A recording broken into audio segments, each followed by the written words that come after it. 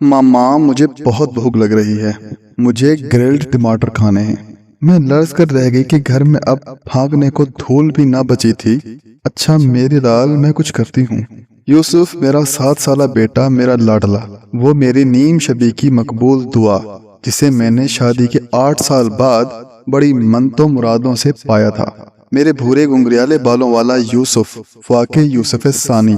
میرا تو دل ہی نہیں چاہتا تھا کہ اسے ایک پل کے لیے بھی اپنی آنکھوں سے اوجھل ہونے دوں، مگر دل پر پتھر رکھ کر اسکول بھیجنا ہی پڑا۔ اس کی جدائی کے 8 گھنٹے میرے لیے 8 صدی ہوتے۔ میں گیلری میں کھڑی اس کی راہ تکتی اور جیسے ہی اسکول بس پھاٹک پر رکتی، میں لپک کر دروازہ کھولتی اور اپنی باہوں میں اپنی زندگی کو سمیٹ لیتی۔ گرل ٹماٹر یوسف کی پسندیدہ سبزی اور وہ ہر روز دن کے کھانے میں لازمی کھایا کرتا۔ 10 دنوں سے چلتی یہ جنگ، اب میرے گھر میں کھانے کو کچھ نہ تھا اور ابو یوسف 10 دنوں سے گھر لوٹتے ہی نہ تھے۔ وہ ہسپتال میں زخمیوں کی جان بچانے کی جتن میں مصروف۔ سرجن جو تھے سو بنا رات دن کی تخصیص، لگاتار آپریشن تھیٹر میں مصروف کار۔ یہ ایک ابو یوسف ہی کی نہیں بلکہ غزہ کی جنوبی پٹی میں موجود ہر ڈاکٹر اور پیرامیڈیکل سٹاف کی انتھک شب و روز مصروفیت تھی۔ میں نے یوسف کو سختی سے تاکید کی، یوسف غور سے سنو، دروازہ بالکل مت کھولنا، میں ابھی ٹماٹر دے کر آتی ہوں۔ میں نے پڑوس میں محمود کے دروازے پر دستک دی، مگر مسلسل دستک کے جواب میں بھی اندر خاموشی ہی طاری رہی۔ لگتا ہے یہ لوگ شمالی غزہ جا چکے ہیں۔ میری بلڈنگ کے بیشتر مکین ہجرت کر چکے تھے۔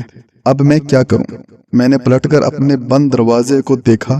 بند دروازے کے پیچھے خوف زدہ یوسف کی بھوک نے مجھے گلی کی آخری سرے پر واقع مقداد کی دہلیز تک پہنچا دیا۔ شب بخیر یوسف، مقداد نے حیرانی سے پوچھا۔ ہاں الحمدللہ، ابھی تک تو سب خیریت ہی ہے، اللہ ہم سب کو اپنی پناہ میں رکھے۔ میں نے سوکھے ہونٹوں پر زبان پھیرتے ہوئے جواب دیا۔ مقداد، کیا تمہارے پاس ٹماٹر ہیں؟ میں نے لجاجت کے ساتھ بے قراری سے سوال کیا۔ اس نے حیرت سے مجھے دیکھا اور لمحے بھر کی ہچکچا کے بعد کہا، شاید، رکو میں دیکھتی ہوں۔ مقداد نے میرے پھیلے ہاتھوں پر 2 گلے ہوئے ٹماٹر رکھ دیے۔ میں نمناک آنکھوں سے شکریہ کہہ کر تیزی سے پلٹی۔ اسی وقت ایک شدید دھماکے نے لمحے بھر کے لیے مجھے بہرا کر دیا۔ میں گرتی پڑتی گھر کی طرف دوڑی۔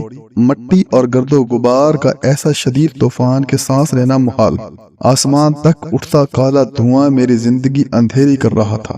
میری آنکھوں کے سامنے میرے اپارٹمنٹ کی عمارت اور اس سے متصل عمارت اب ملبے کا ڈھیر تھی۔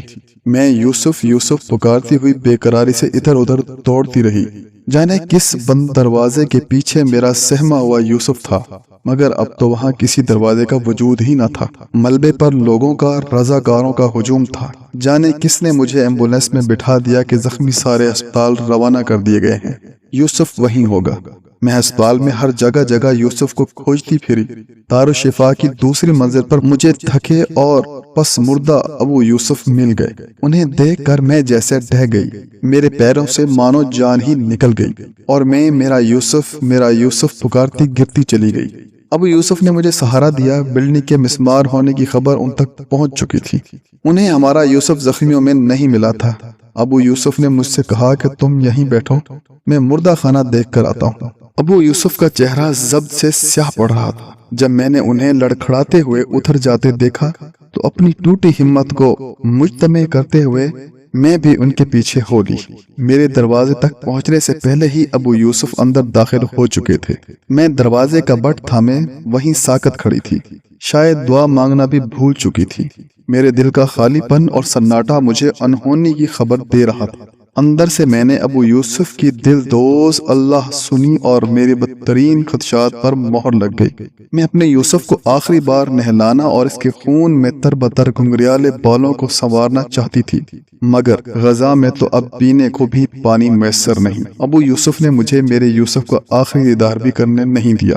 وہ بس مسلسل اپنا دل مسلتے رہے اور مجھ سے محض اتنا ہی کہا کہ تم بس اسے ویسے ہی ہنستا مسکراتا ہوا یاد رکھو۔ ہائے میرا منتوں مرادوں سے مانگا گیا بدر کامل۔ میں دیر تک کفنائے ہوئے یوسف کو گود میں لیے بیٹھی رہی، مگر میری اجڑی گود اس کے سرد وجود کو گرمانے سے قاصر تھی۔